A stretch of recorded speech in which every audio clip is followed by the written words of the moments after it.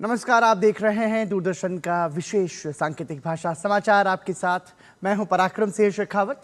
आपको बताएंगे आज दिन भर से जुड़ी बड़ी और महत्वपूर्ण खबरें। मेरे साथ हैं हमारी सांकेतिक भाषा की सहयोगी बीना सिंह। समाचार की शुरुआत करेंगे सुर्खियों के साथ। नेपाल त्रासदी में मृतकों की संख्या बढ़कर 157 हुई। 100 से अधिक भारतीयों सहित करीब 750 लोग लापता।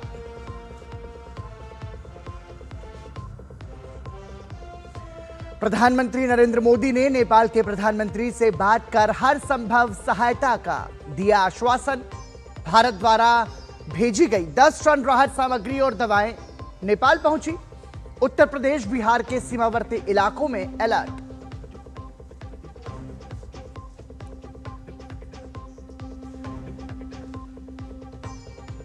प्रधानमंत्री नरेंद्र मोदी आज खिलाड़ियों से करेंगे संवाद। वीडियो कॉन्फ्रेंसिंग के माध्यम से देश भर के लाखों युवाओं और उभरते खिलाड़ियों को करेंगे संबोधित।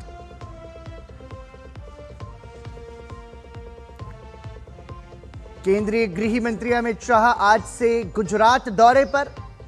जल संरक्षण, खेल, शिक्षा और सार्वजनिक आउटरीच से जुड़े कई कार्यक्रमों में होंगे शामिल।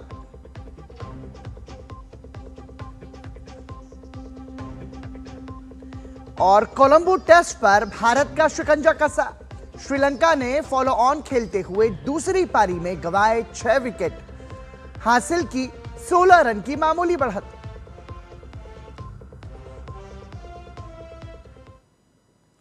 और सुर्खियों के बाद अब खबरों पर नजर विस्तार से।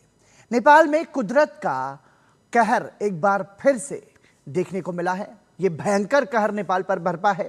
तिब्बत की सीमा से लगे मध्य नेपाल के जिलों में बुधवार सुबह अचानक आई भीषण बाढ़ ने भारी तबाही मचाई है।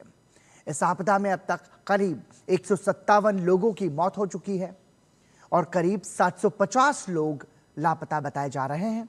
लापता लोगों में 100 से अधिक भारतीय भी शामिल हैं।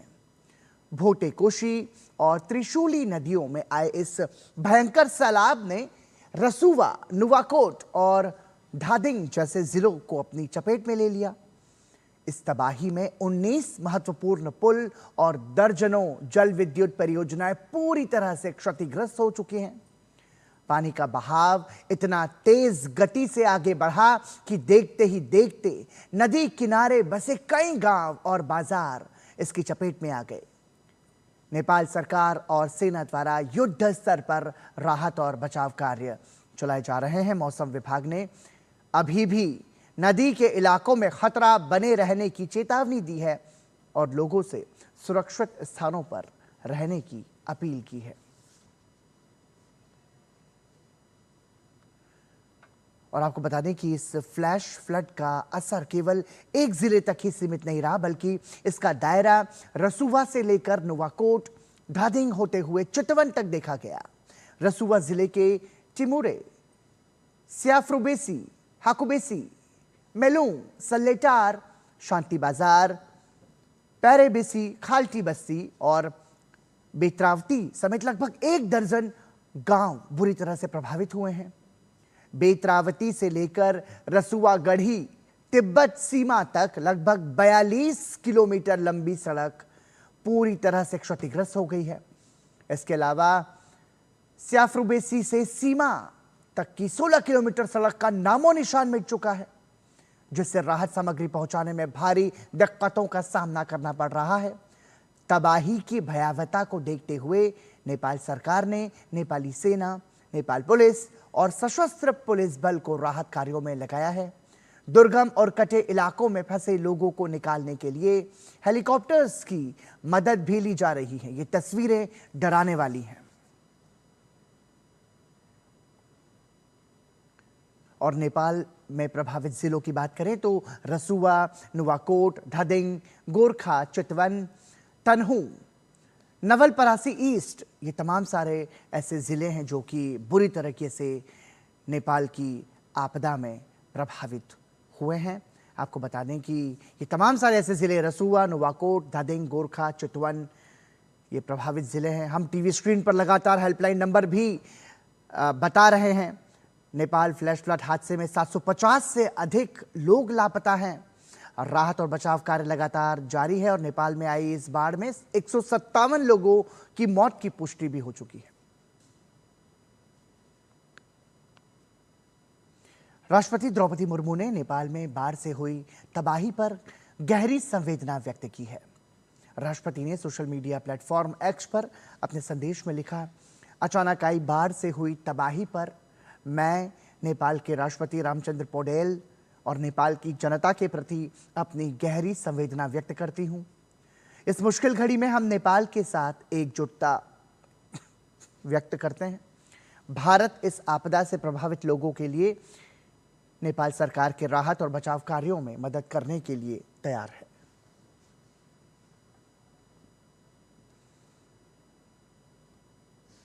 वहीं उपराष्ट्रपति सीपी राधाकृष्णन ने भी नेपाल में आई अचानक बाढ़ से हुई जानमाल की भारी तबाही पर गहरा दुख व्यक्त किया है।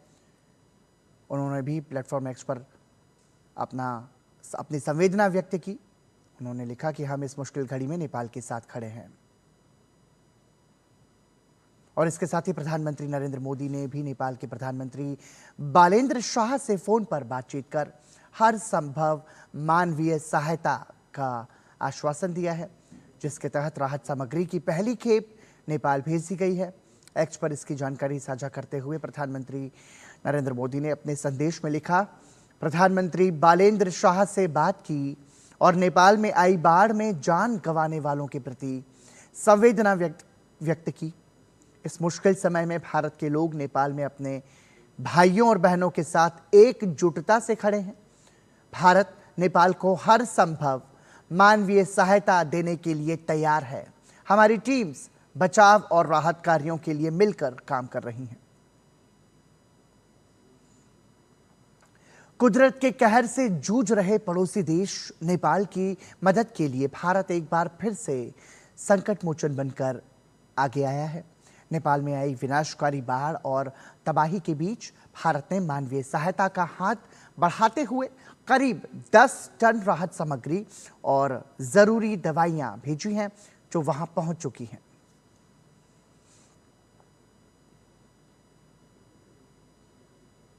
और भारत की मदद का नेपाल ने स्वागत किया है। नेपाल के प्रधानमंत्री कार्यालय की ओर से एक्स संदेश में लिखा गया, प्रधानमंत्री नरेंद्र मोदी, आपकी फ़ोन कॉल और गहरी संवेदनाओं के लिए आपका बहुत बहुत धन्यवाद।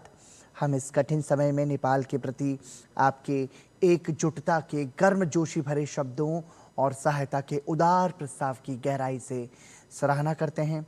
एकजुटता का ये भाव हमारे दोनों देशों के बीच दोस्ती के अटूट बंधनों को दर्शाता है, जिसे हम बेहद महत्व देते हैं।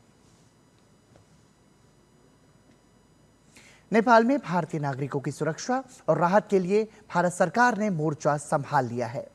काठमांडू स्थित भारतीय दूतावास नेपाल सरकार के संबंधित अधिकारियों के लगातार संपर्क में है, ताकि बाढ़ से प्रभावित भारतीय नागरिकों को जल्द से जल्द रेस्क्यू और राहत सुनिश्चित किया जा सके। नेपाल में फंसे भारतीय नागरिकों और तीर्थयात्रियों की मदद के लिए काठमांडू स्थित भारतीय दूतावास ने हेल्पलाइन नंबर जारी कर दिए हैं। यह हेल्पलाइन नंबर है +977 98 5131 6807 और +977 9709 107500।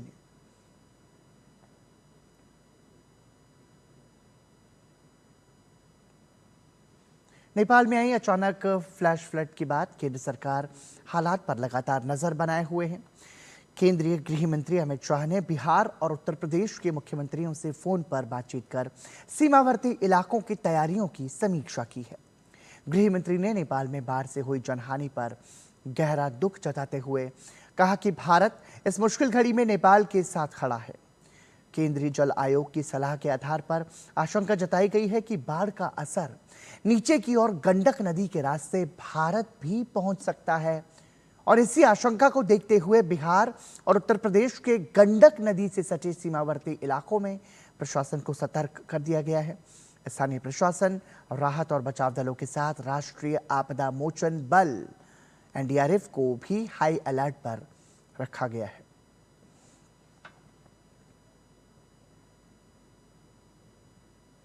प्रधानमंत्री नरेंद्र मोदी आज खेलो इंडिया डायलॉग के जरिए देश के युवाओं से संवाद करेंगे। प्रधानमंत्री मोदी आज सुबह 11 बजे वीडियो कॉन्फ्रेंसिंग के जरिए खेलो इंडिया डायलॉग को संबोधित करेंगे। माय भारत की ओर से आयोजित किए जा रहे इस कार्यक्रम में खेल फिटनेस, युवा नेतृत्व, स्वयं सेवा और राष्ट्र निर्माण पर चर्चा होगी। साथ ही 2036 ओलंपिक के लिए खेल प्रतिभाओं को तैयार करने और नशा मुक्त युवा अभियान में खेल की भूमिका पर भी जोर दिया जाएगा। इसी के साथ मुझे और हमारी सांकेतिक भाषा की सहयोगी बीना सिंह को दीजिए अनुमति। सांकेतिक भाषा समाचार में अभी के लिए इतना ही। नमस्कार।